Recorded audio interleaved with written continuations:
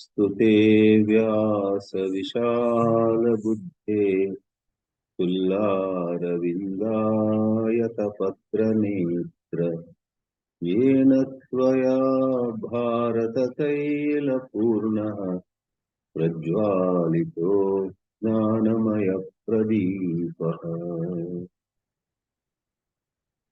We salute Maharshi Vedavyasa, who gave to us Mahabharata, who gave to us this great Bhagavad Geetā. This morning here on Wednesday, October 25 in India, or Tuesday evening, October 24 in the West, we will continue with the 7th chapter of the Bhagavad Geetā. As we said before, the set of 6 chapters, namely chapter 7 through 12, are relatively, or I should say in a significant way, focused on letting us know the glory of God. In the Mahavakya, Tattvam Asi, Tat is God, Ishvara, Tvam is you and I, Jiva, Asi is the relationship. Scholars have rightly said that the first 6 chapters are relatively focusing more on Tvam, on you and me, what a Jivatma goes through. The second set of 6 chapters, namely 7 through 12, let us know how great God is. And the last 6 chapters are about the oneness in their pure, true nature. Entire God, the universe, and the Jiva are one. Jiva, Jagat, and Ishvara are one. That is the job of the last 6 chapters. Couple of weeks ago, we entered the 7th chapter, and by that, we entered the second set of 6 chapters. And what we will look into in this class now is a shining example in support of that idea that the chapters 7 to 12, 7 through 12 talk about God. We will see now, picking up where we had left last time, we will see the verse 4. In the verse 3, as you would definitely remember, Lord Sri Krishna said, in this world,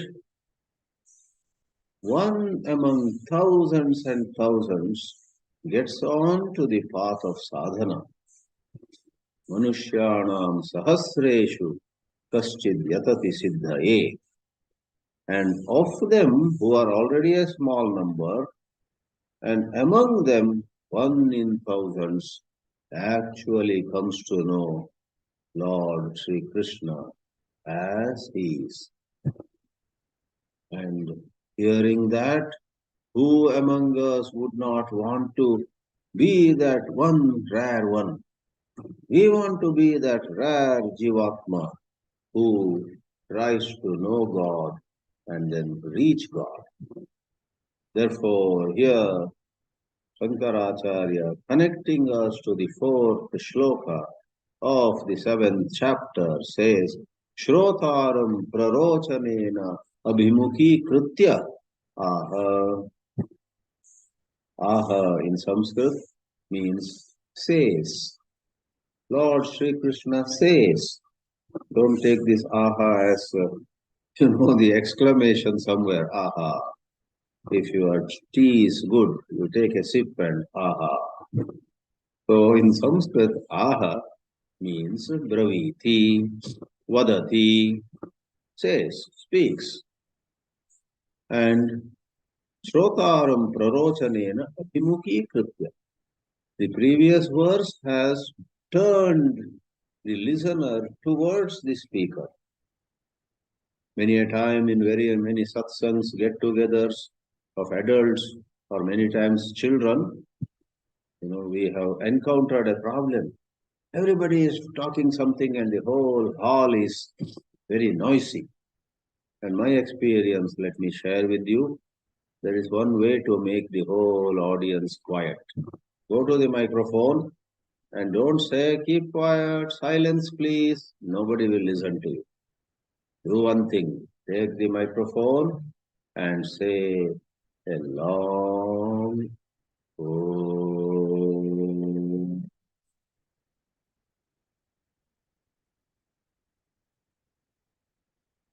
Say a long Om. I have done this on many occasions. Hundreds of people in the hall listen to that Om and they get the message. We should be quiet now. The program is going to begin. So saying Om is one way to do what Adi Shankara says here, Shrotaram Abhimukhi Kritya. What Sri Krishna used is prarochana, by talking about the rarity of somebody who comes to know God. Human life being very precious, every one of us should again and again put other things behind and sadhana first. On a practical and concrete note, let me tell you, even if you don't have time in the morning, you're already concerned about 100 things to do, time is running. You know what?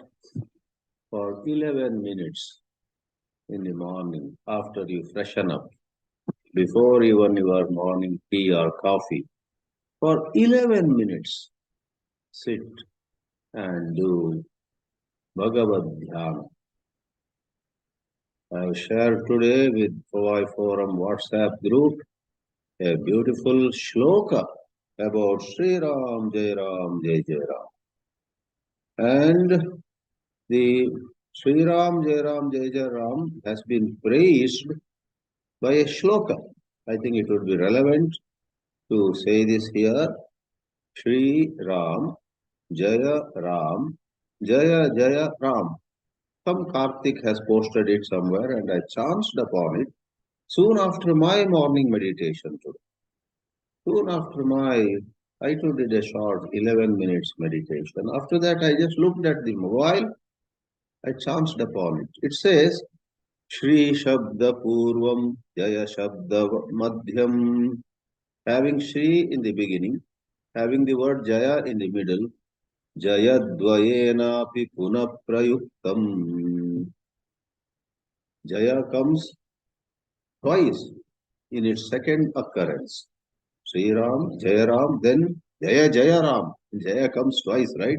That's what is meant by Jaya Dvayena Punaprayuktam. And the shloka says, every day we must recite Sri Ram, Jai Ram, Jai Jai Ram 21 times.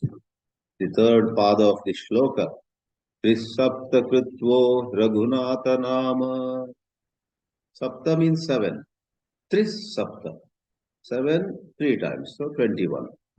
Trisapta Kritvo Raghunatha Nama. Japan, if you do japa this way, then Hanyat, that japa 21 times. Probably it will take less than 10 minutes, 5 minutes. Om Shri Ram Jai Ram Jai Jai Ram, Shri Ram Jai Ram Jai Jai Ram. 21 times. Japan, if you do japa, Hanyat, it will remove Dvijakoti Hatya. In our scriptures, killing a cow, killing a Vedic scholar who is having the achara of Shamadama, etc., called Dvija. And to kill a cow or somebody who is full of sattvic conduct is considered a grave sin. And in a manner of saying, the sin of killing thousands of Rijas also will be gone by Sri Ram Jai Ram. I would hasten to add that wherever we go, people say in privacy, openly they won't say, we don't have peace of mind. People are suffering from some conflict, and that conflict can go if we do japa. Think God, think of God, and that is pavana. It purifies. Beautiful shloka. Let me read the translation. We thank Karthik, whoever he is, I don't know. Initially is the word Shri, thereafter the name of Rama, then the word of Jaya, then the name of Rama, then twice the word of Jaya should be recited, making it Sri Ram, Jai Ram, Jai Jai Ram. The one who recites it 21 times is relieved of even crores of Brahma Hatyas. This is the shloka. Let me recite it once, then proceed. Shri Shabda Purvam Jaya Shabda Madhyam Jayadvayenapi Punah Prayuktam Trisapta Kritvo Raghunatha Nama Japan Nihanyat Dvijakoti Hatyah. And it is said it is found in Ananda Ramayana. There is a work called Ananda Ramayana. There it is said. So even for 11 minutes in the morning, putting aside everything else, begin the day with a short meditation. And rest assured that because of that 11 minutes of Bhagavad Dhyana, 10 times as much time will be saved during the day. You will be more alert, you will be more cheerful, you will be more in command of situations. Therefore, what you otherwise would need, let's say, 2 or 3 hours to do, will be done much quickly, much more speedily. All right, let me come back from the diversion, which was I suppose, I am confident, was a very relevant and valuable diversion for more than bookish knowledge. A speaker like me should share here and there practical tips on how our life can be marked by alertness and cheerfulness. Shrotaram prarochanena abhimukhi aha. Lord Krishna says now, having made the listener, here Arjuna and through Arjuna all of us, having made the listener turn towards him with more receptivity.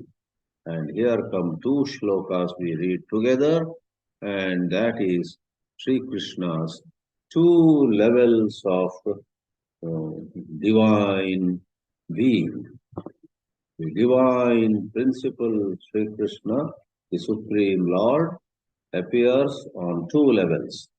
One is very visible, another is hidden.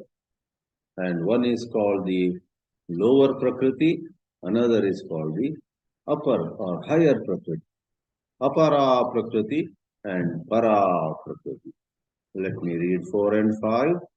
Bhumirapo nalo vayuhu kham mano buddhirevacha ahankara iti yam me bhinna prakritirashtadha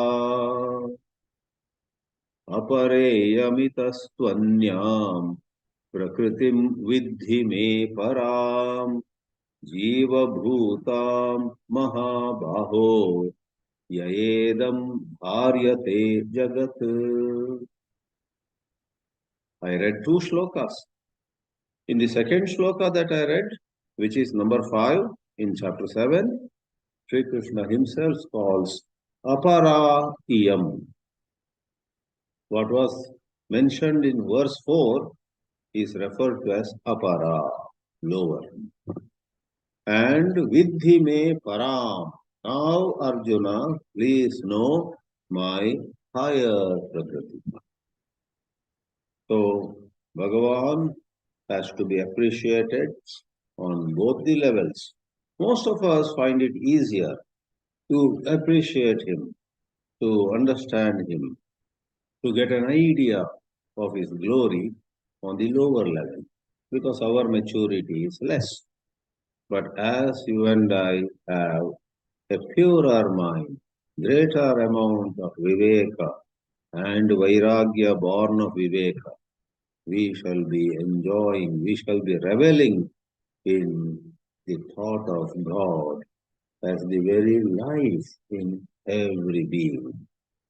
Jiva Bhutam, as the expression goes in the second of the two verses that I read. Coming back to the first of the two, verse number 4, you find a mention of the 5 elements in Bhagavad Gita. Bhagavad Gita, let me tell you, is a repository of a whole lot of things of the Shastras. What is said in so many scriptures is found in the Gita in a very crisp manner. Sometimes I myself, wish to, in some discourse, wish to mention the 5 senses, indriyas, in a string. Then I just take a shloka from chapter 15. Shrotram chakshusparshanancha rasanam ghranam It is mentioned. Shrotram chakshuhu sparshanam, the skin, rasanam, the tongue, ghranam, the nose. Lord Krishna says it in some context, but that comes handy. Likewise, you want to mention any time in some discussion the 5 elements, here you go. Bhumihi, the earth, apaha, water, analaha, fire, vayuhu, air, kham, akasha. Akasha, vayu, agni, jala, prithvi, as we say elsewhere. Now, Shankaracharya makes a quick clarification that these 5 mentioned here are not what you and I perceive through our indriyas. We also perceive bhumi, the earth, or anything solid, apaha, anything liquid.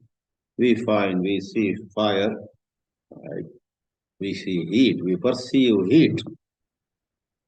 In the warmer towns of India at this time, like in Mumbai, it is so hot. Somebody came from California last week. I met him in Bangalore. The first thing he said is, on his way to Bangalore, he spent a day in Mumbai. And he says, I took a bath and 6 a.m. I come out of the bathroom and I started sweating. That is Bombay. Very hot. That is Analaha. The word Analaha means na alam.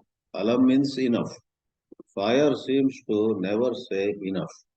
Put some oil into a lamp which has fire. Fire seems to say, put more oil. Na alam. Iti analaha. Vayuhu. That is air. And kham is akasha.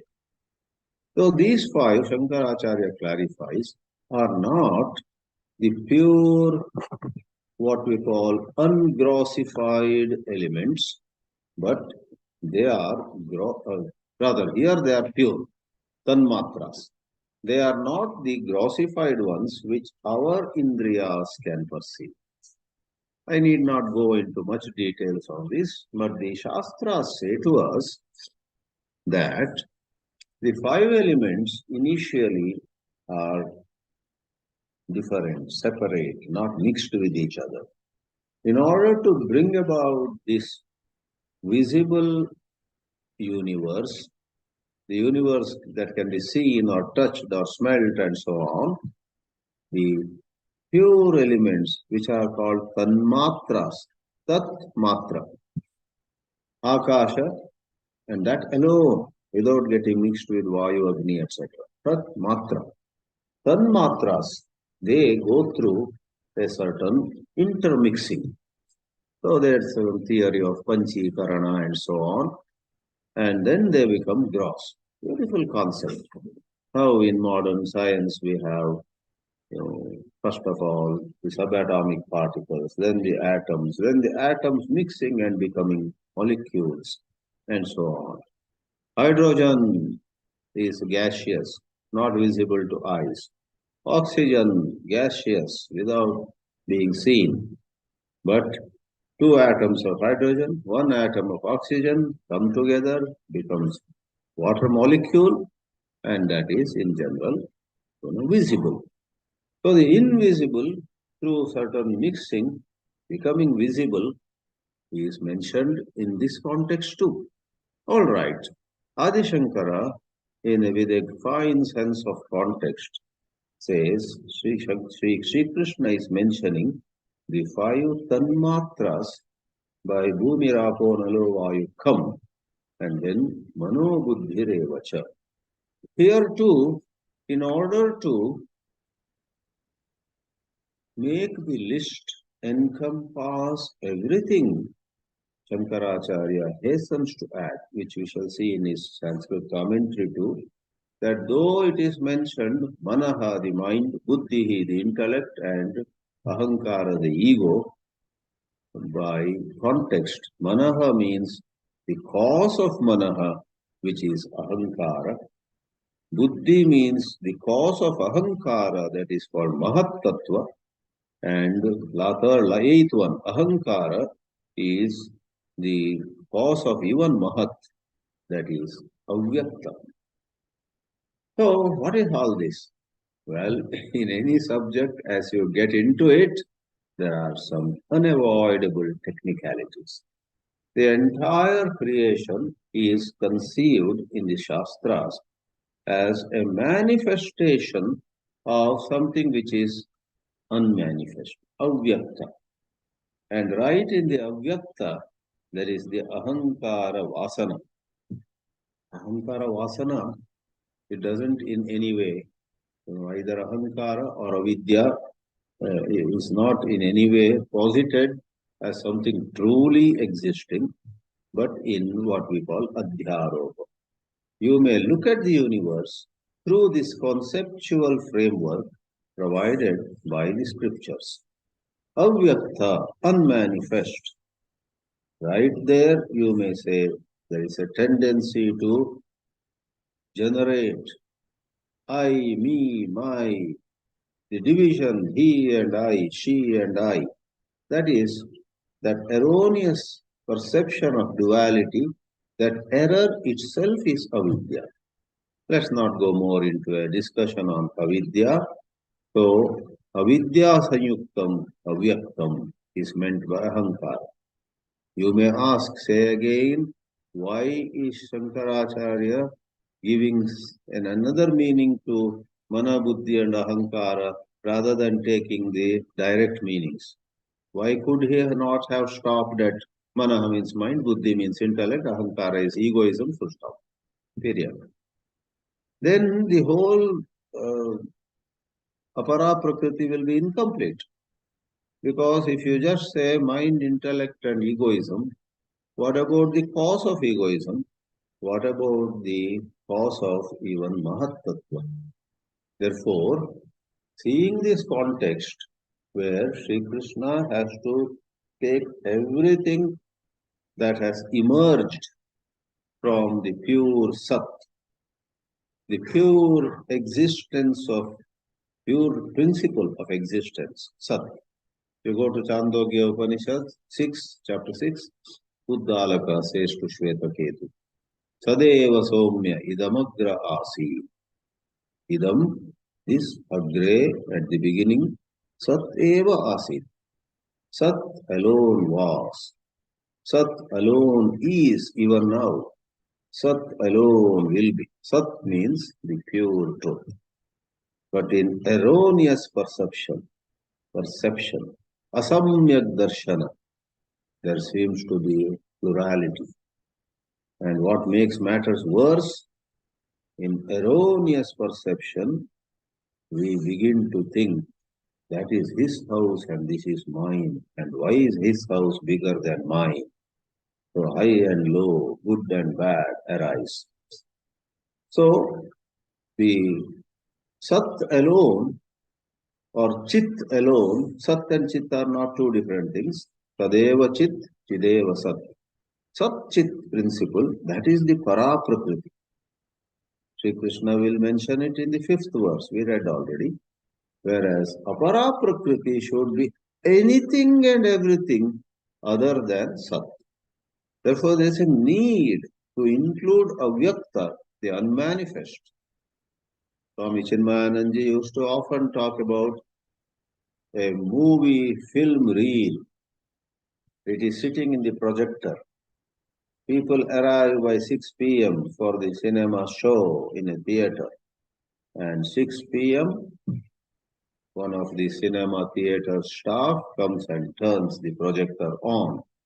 The reel starts moving, lights are on, and on the screen, the movie begins. The entire 3 hours movie, 2 hours movie, was in avyakta form in the film reel. And when the projector is running, the movie comes upon the screen, that is vyakta, manifest. Avyakta becomes manifest. Swamiji used to use very interesting examples. He would say, and I took my own time to realize the practical significance of it many years later, practical meaning on a day-to-day life. He used it for this philosophical context. He said, when you go from town to town, as soon as you reach the second town, next town, and you settle down in some room allotted to you, don't you first of all take out everything from your bag and put them in their places? You're going to be there for, let's say, a few days. I used to wonder long back, why should you take everything out so soon? You can do it slowly. And later, as I began to travel a lot, I found that you go to a new town or a new place of your stay, it's very desirable that you take out everything. Otherwise, you know what happens? You move to a place and you postpone unpacking. Then what happens is you are there for 4 days, then you move on to next town. Then you realize that there was something in your bag which had to be given to somebody in the previous place because you didn't unpack fully, or there was some work to be done which was in the bag, you didn't take it out at all. So where is the question of attention to that piece of work? You didn't take it out at all. Anyway, that's a secondary, in Swamiji's discourses, a lot of secondary implications would arise. But he would give this example. You go from town A to town B, and as soon as you settle down in the room allotted to you, you take out everything, unpacking. And then at the end of some days of stay at that place, you need to move to another place. When they asked Swami Chinmayananji, where do you live, Swamiji? He used to answer, I live out of a suitcase. He would not say Mumbai or Sidbari or, one of those ashrams. He built so many ashrams. But about himself, he said, I live out of a suitcase. He always had some wit and humor. So you go to the other place, there unpack. At the end of a few days of stay there, pack. That was the example he gave with a lot of humor about this avyakta becoming vyakta. Bhagavad Geetā mentions avyakta to vyakta and vyakta to avyakta, unmanifest to the manifest and manifest to the unmanifest at many times, at many places in the Gita. So, to summarize once more, what we have labored to say in the last few minutes is this list, Bhumirapo Nalo Vayu Kammano Buddhirevacha Ahankarascha, 8 things. These 8 things are inclusive of everything other than the pure Sat. Vinna Prakriti Ashtadha. Ashta means 8. Ashtadha means 8 ways. In 8 ways. In an 8-fold manner. Vinna, these are different. And to make the 8 which are mentioned all-inclusive, Adi Shankara hastens to add, Manaha iti manasakaranam ahankaraha, buddhihi iti buddhehe karanam mahattvatvam, ahankaraha iti avidya sayuktam avyaktam. So there is a little bit of contextual interpretation. So let's put it this way. The pure Sat, source of everything, is the Para Prakriti, and whatever has come out and is perceived by you and me is the Apara Prakriti, lower nature. To go through Sri Shankaracharya's Bhāshya quickly, Bhumihi iti Prathivi Tanmatram Nastula, not the grossified one, but the subtlest original form. Vinna Prakriti Rashtada iti Vachanat.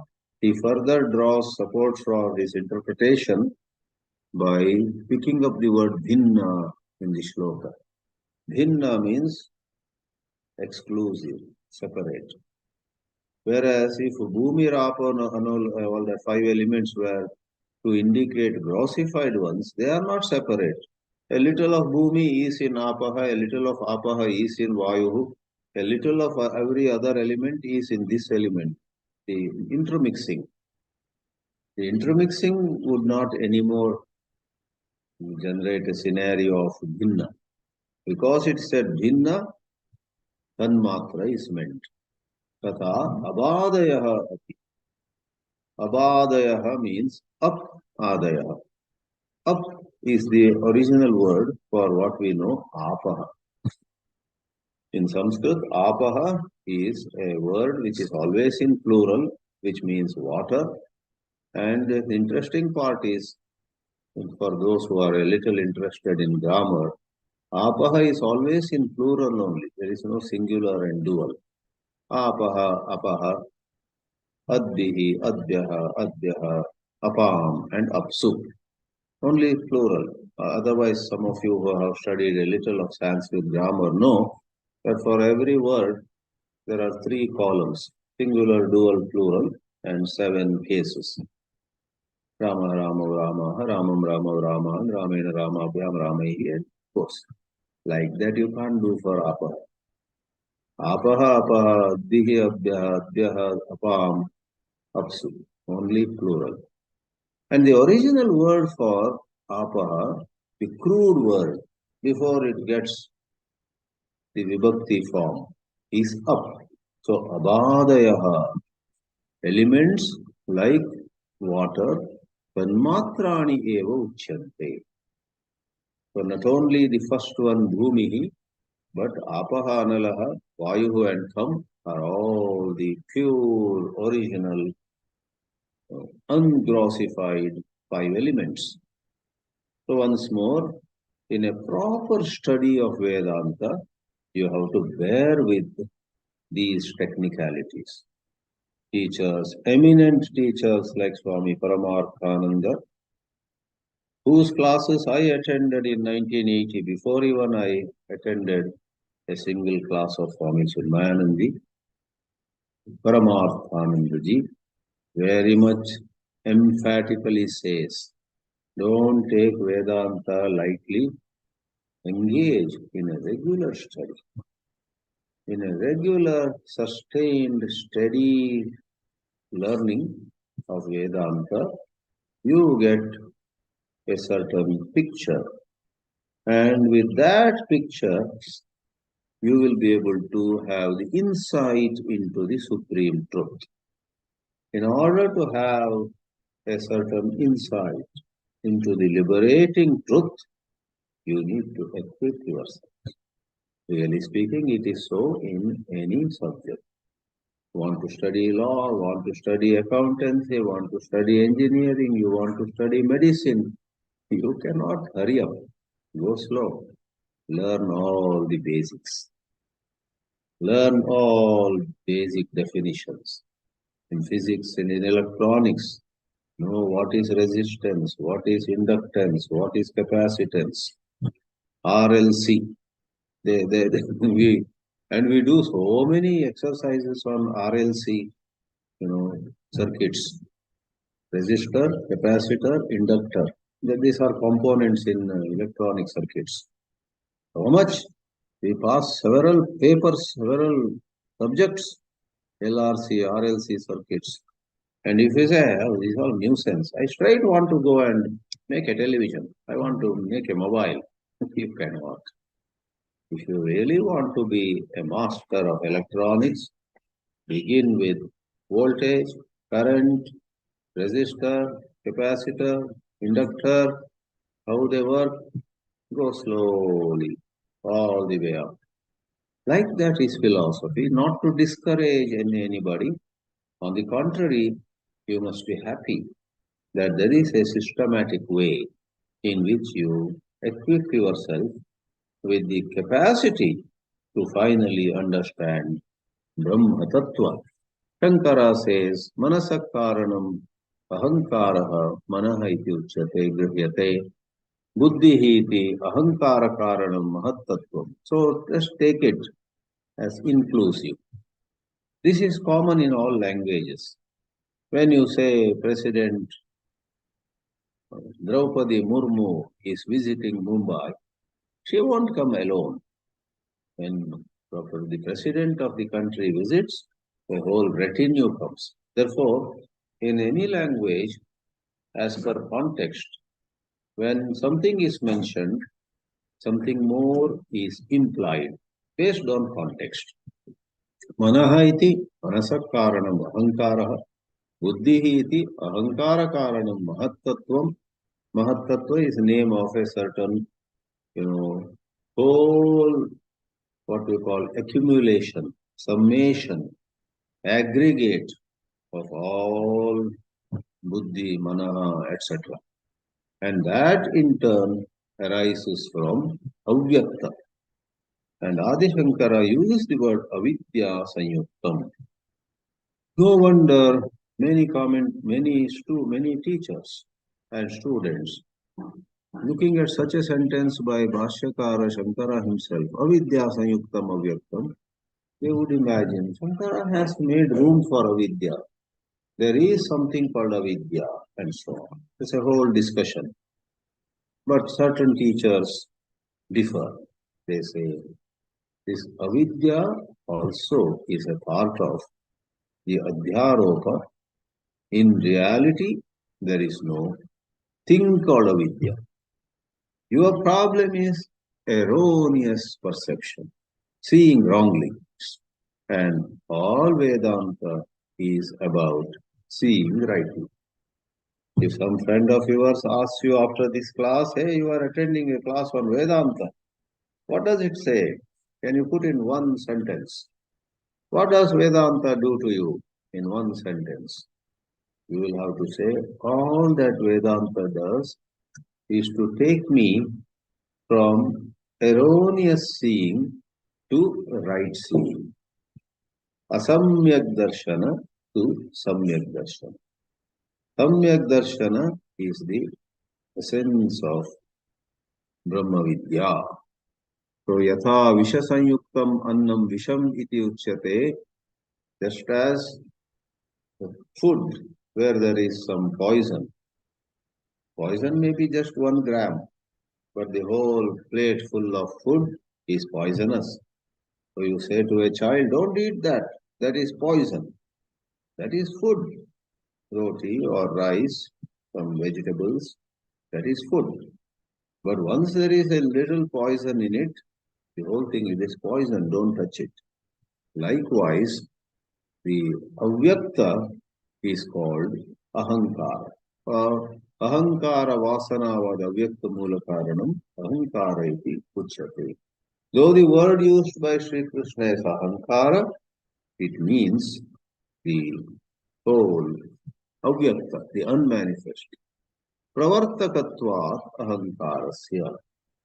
Because in the unmanifest, there is the tendency to see things wrongly, and then the result is everybody carries her own or his own egoism.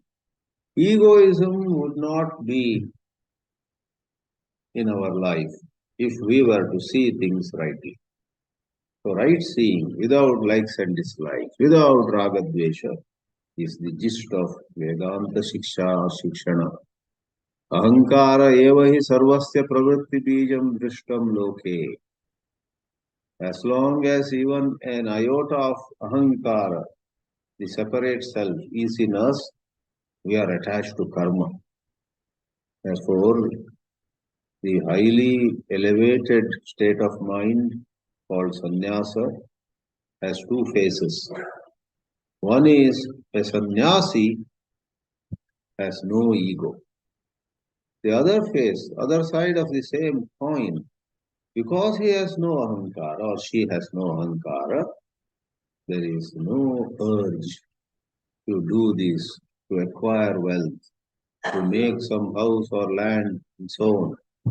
Let me possess this, let me make that my own, let me put my name over here, because the elevated state of consciousness has seen the truth that this division between mine and others is false. At best, it has some place in the Vyavahara. You cannot go to a very wise and elevated Swami and says, I believe you don't have any ahankara, you don't have any sense of I and my. So do one thing, you leave this ashram and I will run the ashram. You can't. He will say, no, no, no. Because there is something called Vyavahara. There is something called what is appropriate. So the sannyasi, true sannyasi. The true sannyasi, in his heart of hearts, yes, does not have ownership of even one small lump of land. But that doesn't mean that irresponsibly he just hands it over to somebody and walks away. Without getting attached, without having ownership, he does what is appropriate. But if need be, he is ready to walk. But nobody can come and play with him. So let's not divert more. Ahankaraha eva pravritti bijam drishtam. When you have egoism, that is the source of all kinds of enterprises that you get into, with the pleasure, with the joy of success here and there, and with the heartburn of failure at other places. Iti is a word from the shloka itself. Iti, iyam also is from the shloka. Yatokta prakritihi me mama aishwari maya shaktihi ashtada bhinna edam agata. This is my lower prakriti, Aishwari. The word Aishwari comes from the word Ishvara. That which belongs to Ishvara, the ruler, is Aishwari. And continuing in the fifth verse, verse number 5, Sri Krishna said, the eightfold Prakriti that I mentioned just now is Apara, the lower. Apara. Para is higher, Apara is lower. Apara iyam itaha tu, other than this, anyam, another. Prakritim vidhi, please know, me param. And that is Jiva Bhuta. Jiva Bhuta is one word for the upper Prakriti, higher Prakriti is Jiva. It is sentience. It is Chetana. It is Chaitanya. Apparently, mind has life, body has life. When we move our hand seems to have life.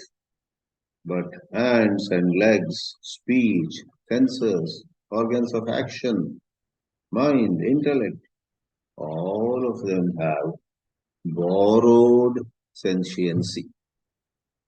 When electricity flows, a tungsten filament gives out light.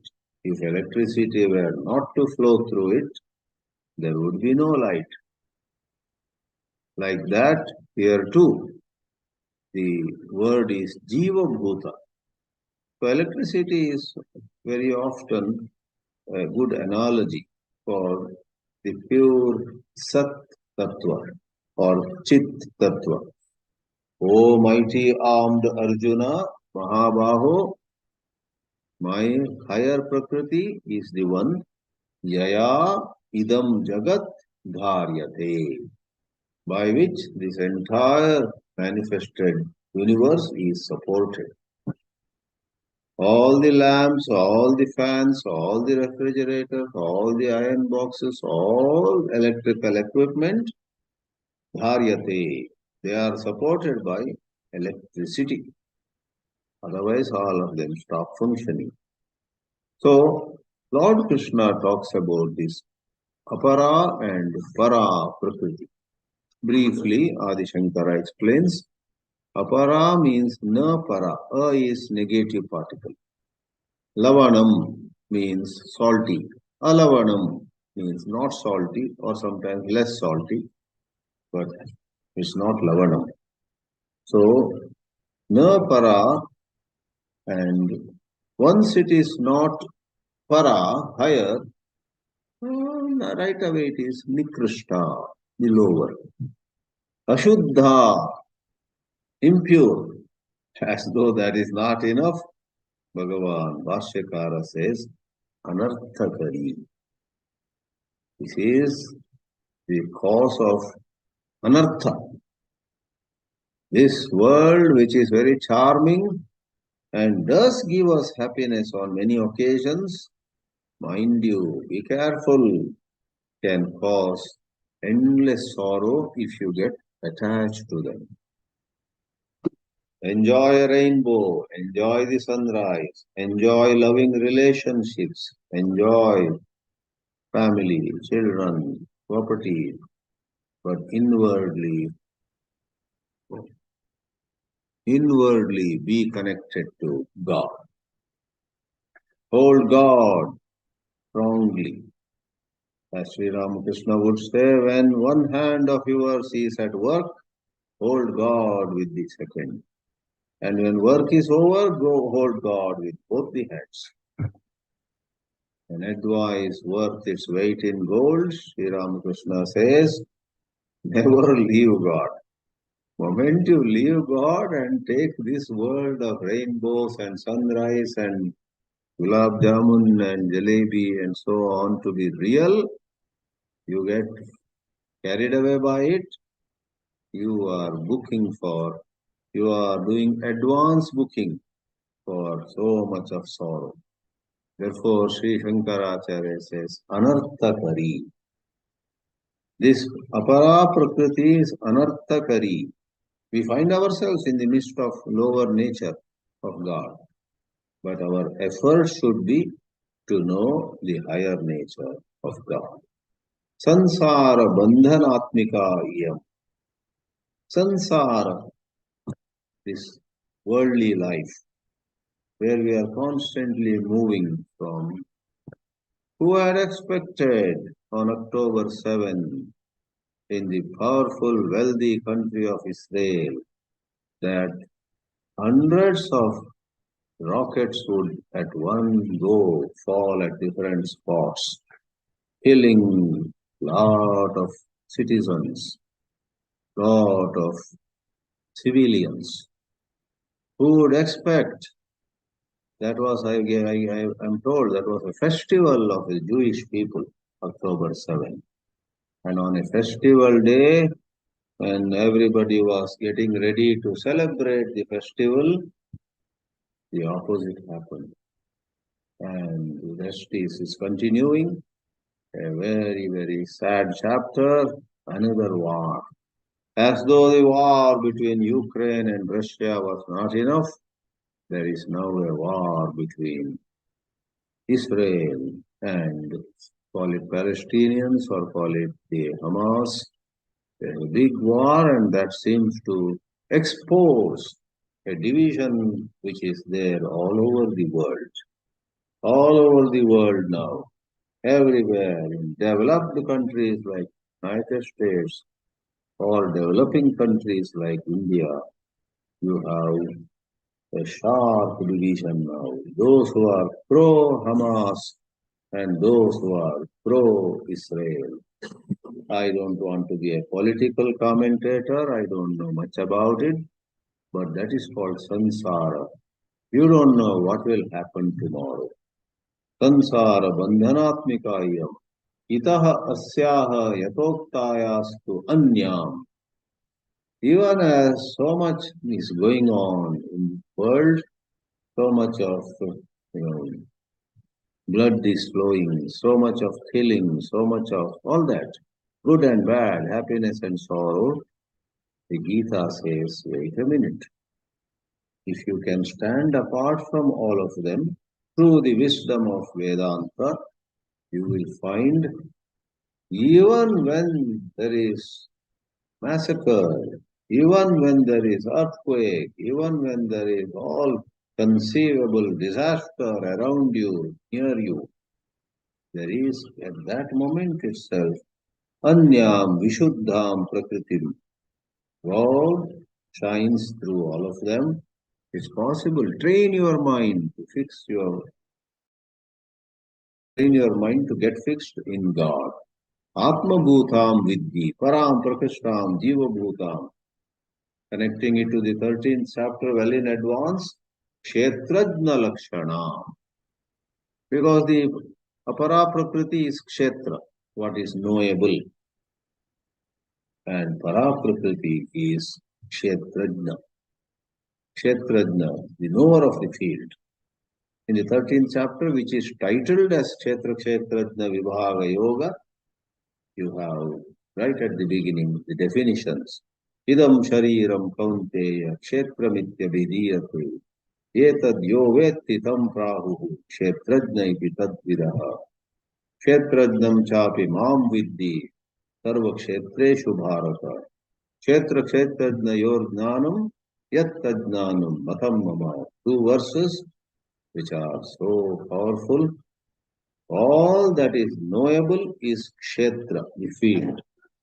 And the knower of any field, all fields, is kshetrajna. And I am the knower, says Sri Krishna. We'll see that in detail in the 13th chapter. Kshetrajna lakshanam pranadharana nimitta bhutam.